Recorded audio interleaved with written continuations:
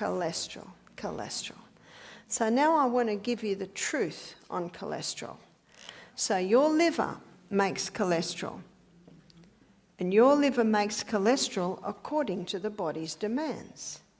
And 80% of the cholesterol that your liver makes is made from glucose. And 20% of the cholesterol that your liver makes is made from fat. You see, it's not the butter on the bread, it's the bread under the butter that's the problem.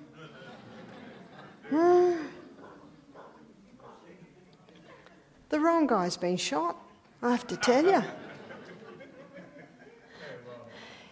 So there are two main types of cholesterol. There's HDL, high density lipoprotein, and there's LDL, low density lipoprotein.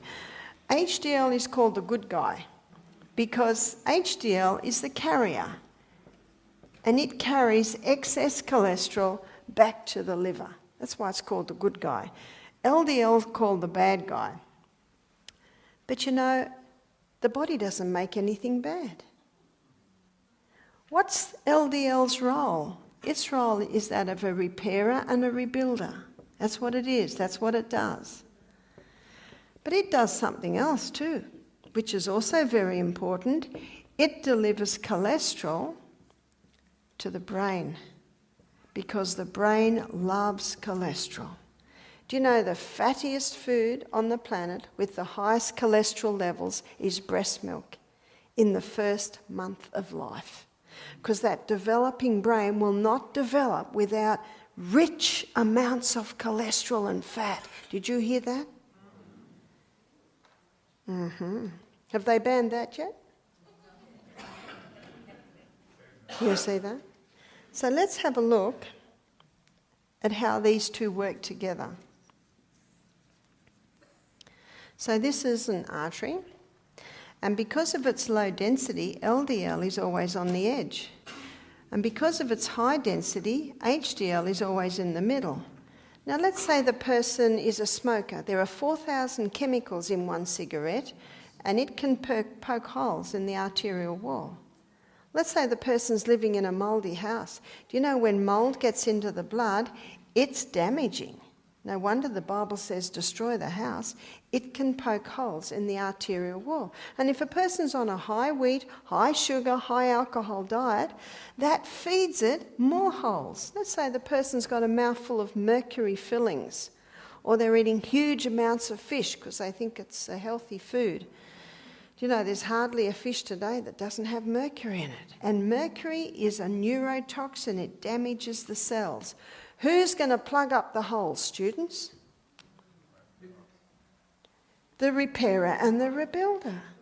LDL, it's already on the edge. They're ready to plug up the hole because if we don't plug the hole up, you're going to bleed into the tissues and die. The body's constantly going to great lengths to keep us alive. And the person doesn't realise the dangers. So what's happening to the arterial wall? I don't know if anyone's explored that. If you go to YouTube and watch the documentary Mouldy, I think it only goes for half an hour. Whew! These people couldn't find out what was wrong with them. They had all sorts of complaints. One lady got to the point where she could hardly walk anymore. It was a mouldy house.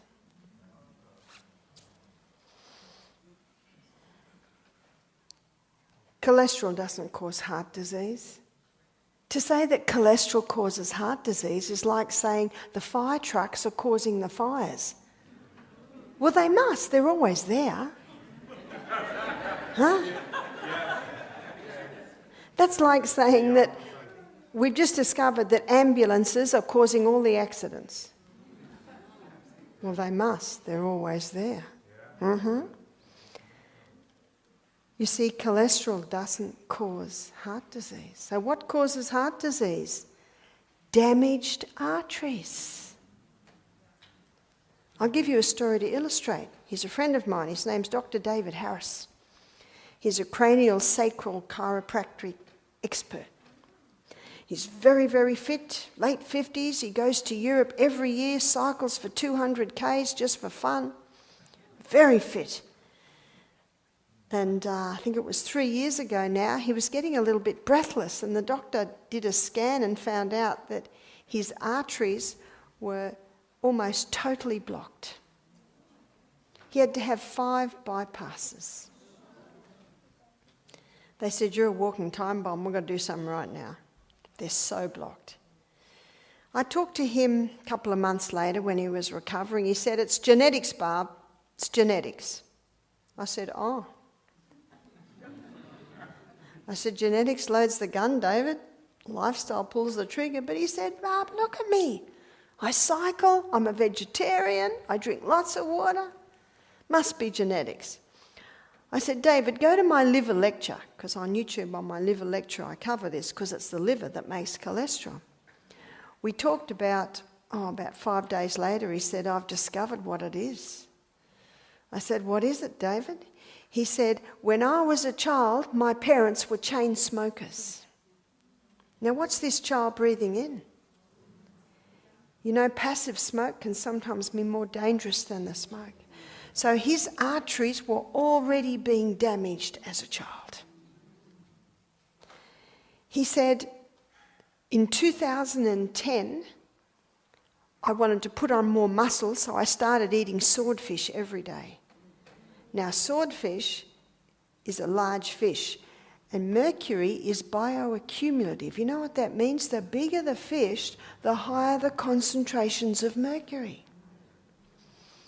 You know, in Australia, the Australian Health Department have issued a warning: pregnant women don't eat swordfish because of the mercury levels. After 6 months of eating like this, he got mercury poisoning.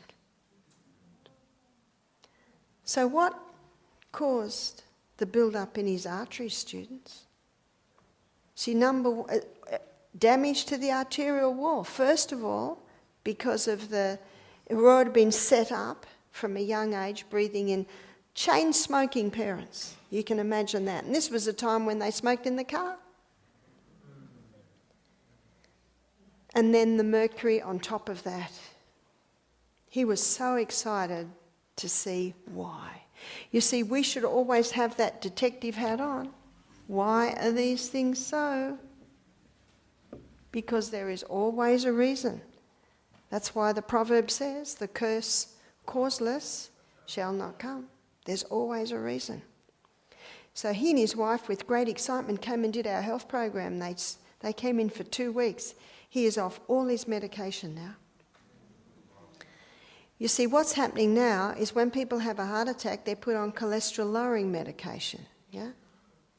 You see, what that cholesterol-lowering medication does is it blocks the pathway in the liver that the liver uses to make cholesterol, so it's not making so much. But that same pathway that the liver uses to make cholesterol, it uses to make coenzyme Q10. What's coenzyme Q10? That's your heart protective enzyme. So a person can go on cholesterol-lowering medication and increase their risk of heart disease. Whew. Yeah, I was waiting for the mercy. Ugh.